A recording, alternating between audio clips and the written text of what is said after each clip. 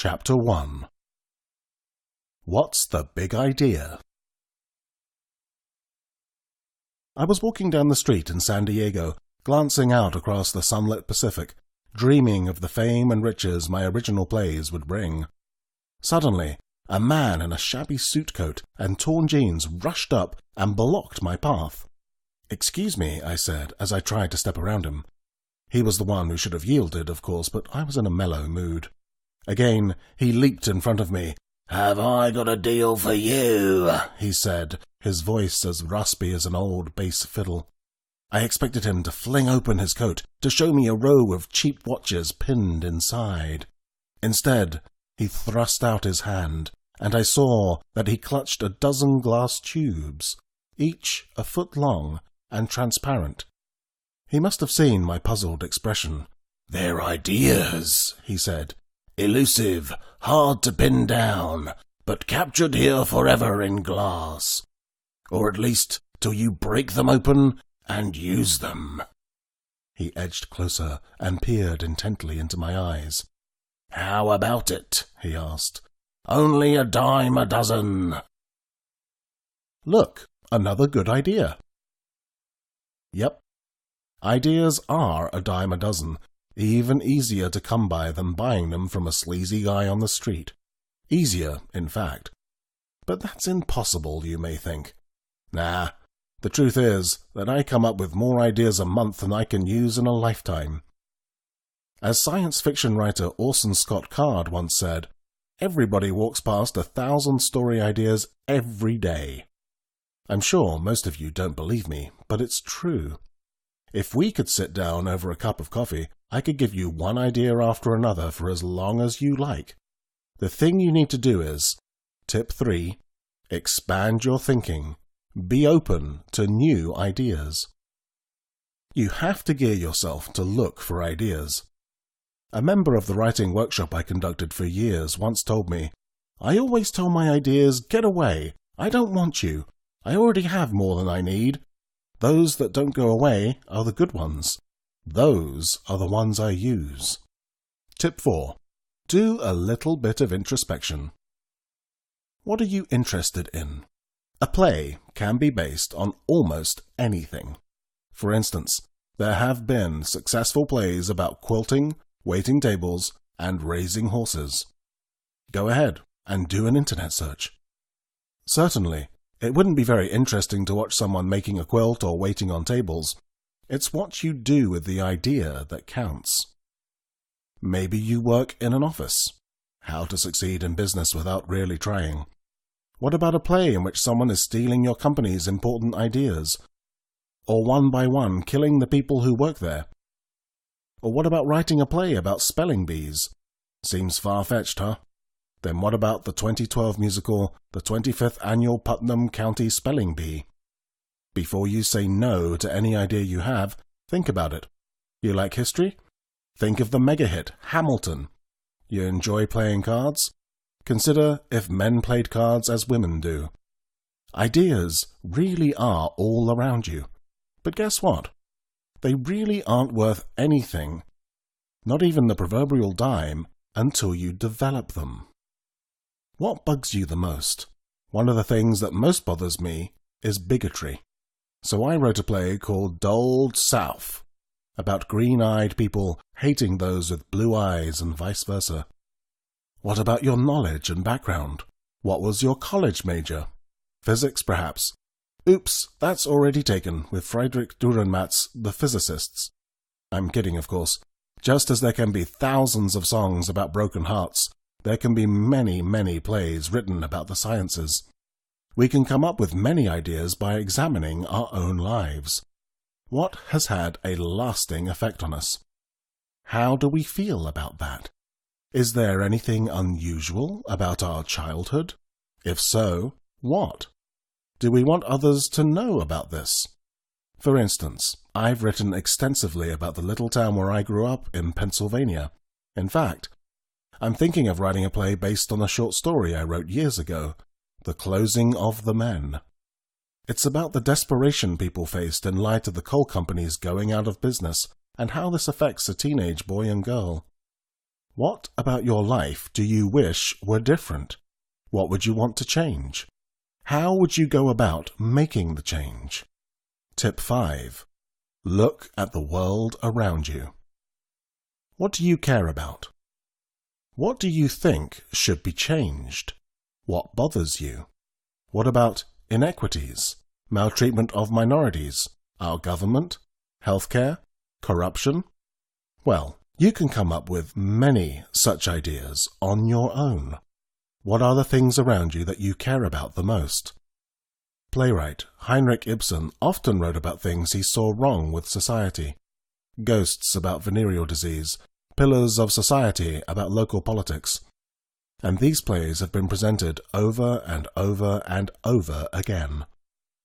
Why did that restaurant 2 blocks away suddenly go out of business? You don't have to know the real reason. Use your imagination to figure out why. Maybe the mafia forced them out. Maybe the person in charge deliberately ran the place into the ground because he wanted revenge against the family who owned it. Why? That's for you to figure out.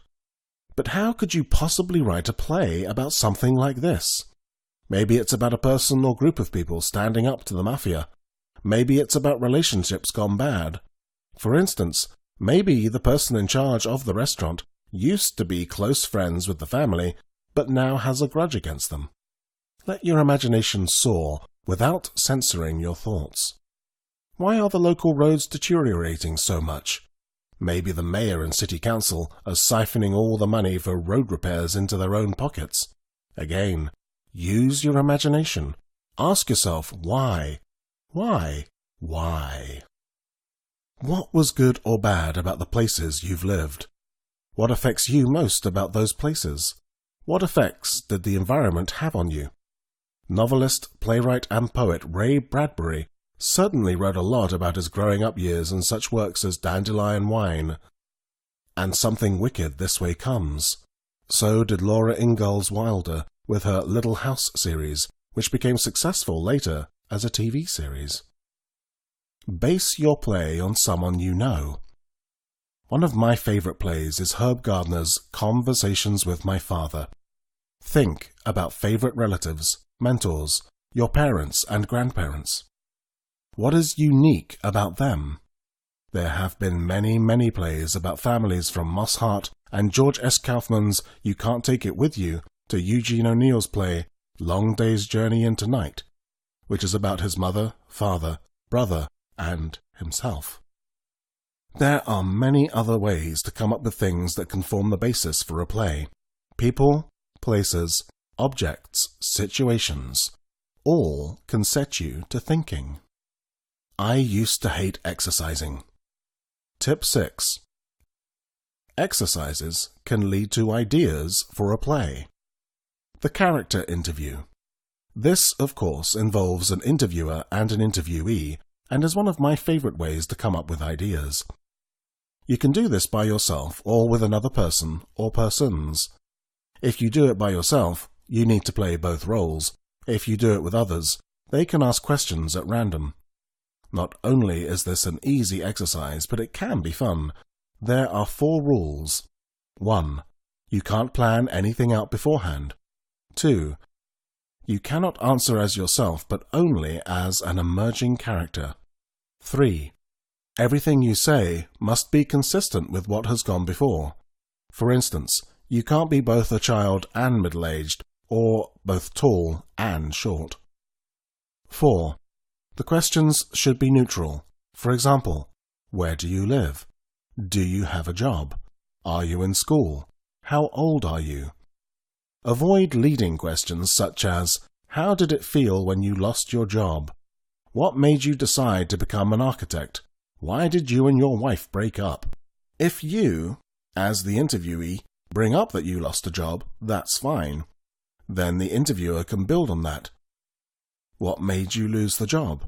How did losing the job affect you? Most often, when I've done a character interview, I've played both roles, though I've also done it in classes I taught. Once you start, simply let the questions and answers flow. That's what I did with the following. Q. Who are you? A. Why do you want to know? Q. Just curious. A. You aren't going to try to arrest me or anything, are you? Q. Why would I do that? A. I'm out in the street, alone. It's about 2 a.m. Q. Why are you on the street? A. I can't take it anymore. I had to get off by myself and think. Q. About what? A. That I have to get a job or get out. That's what my dad said. Q. Your dad wants to kick you out? A. Wants me to quit school and go to work. Q. How old are you? A. 16. Old enough to quit. At least, that's what my dad said. Why does he want you to quit? A. Well, I want to go to college. Even got a scholarship, full tuition, the whole bit. But I have about 6 months till graduation. Q. Shouldn't you just be a junior? A. I skipped a grade. I did this on the spur of the moment, and you can do the same. If you don't like the character that develops, scrap it and start again. It's taken only a few minutes, but suppose you decide to go with what you've done. You already have a character and a situation, even what might be the major conflict of the play. Besides what's written, you can infer all sorts of things about the character. His relationship with another person, his father, the setting, the street, and later probably his home. Maybe other characters like his mother and other members of the family, a teacher maybe, and so on. If you want to continue with this character, you can develop scenes in which to put him, maybe starting with one between him and his father. What happens? Does the father kick him out? How does the mother react? If he's kicked out, what does he do? Does he try to stay in school? How does he do that? Or maybe you decide your central character will be the father. Why does he feel the way he does? What drives him? Why does he want his son to quit school? Maybe he's worried about money. Maybe he lost his job and doesn't want anyone to know. Maybe he believes the only way to get ahead is to work and education is of little value. Let's all get together soon. Now, develop another character through the interview method and put them together. Q. Hi, who are you? A. Me? You're asking me? Q. Yeah. A. Laughs humorlessly. I'm nobody. Q. Why do you say that? A. Because it's true. Q. You can't really believe that, can you? A. Ask my mum and dad. Q. What do you mean? A. They never wanted me. They hate me. Q. How old are you? A. I'm 15, I think. Not that it really matters. Q. You think you're 15? A. Yeah. Q. I don't understand. A. My wonderful parents never told me how old I am. Q. Did you go to school? A. For a while. Q. Couldn't you figure out your age by the grade you were in? A. I said I think I'm 15. Q. Where do you live? A. I'm nobody who lives nowhere. Q. What do you mean? I don't have a home. I'm on the street. Sleep where I can. Steal food when I can. Try to avoid the police. Q. What's your name? A. Terry. Terry Ann. Q. What would you change about your life? If you could. A. Laughs. You kidding me? What wouldn't I change? If you like this character, put her and the young man together in a logical scene, one where they easily could meet. Maybe it's on the street. Maybe at a park. Let's call the boy Hank. Hank, mind if I sit down? Terry, I don't own the park. You can sit wherever you like. Hank, sitting on a bench across a walkway from Terry. You're out here awfully early in the morning. Terry, hey, if this is a come-on, I'm not interested. Hank, sorry, I don't mean to bother you. It's just, well, I've been walking around for hours. I'm tired. Terry, Why don't you go home? Hank, yeah, sure. Why don't I? Terry, did I say something wrong? Hank, not your problem. Terry, guess not. Hank, why are you out here so early? Terry, truth is, I got nowhere else to go. Okay, if you continue with the scene, maybe you can have them trade stories, sympathize with each other, decide they have to do something to change things, whatever. Now maybe you'll want to make Terry the central character, the protagonist. Or you can continue with Hank, or even make them both central to the action. Of course, if you aren't happy with her as a character, do another interview. Tip 7. Begin with a trait. Another way to begin to develop a character is to begin with a personality trait or a physical characteristic. Write down whatever first comes to mind, like self-centered or lazy. Now write a character sketch of either a self-centered or lazy person. Suppose you choose lazy. What comes to mind? First, a husband who is too lazy to keep a steady job. How could this lead to conflict? He doesn't support his family. They're going to lose their house.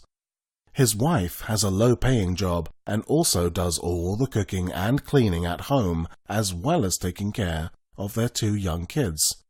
She's sick of the situation? What does she do about it?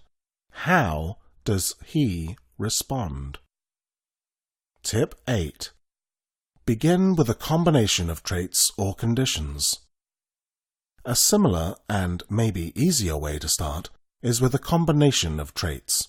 For instance, overweight, ambitious, proud, doting father, lazy. Get rid of any that don't seem to fit.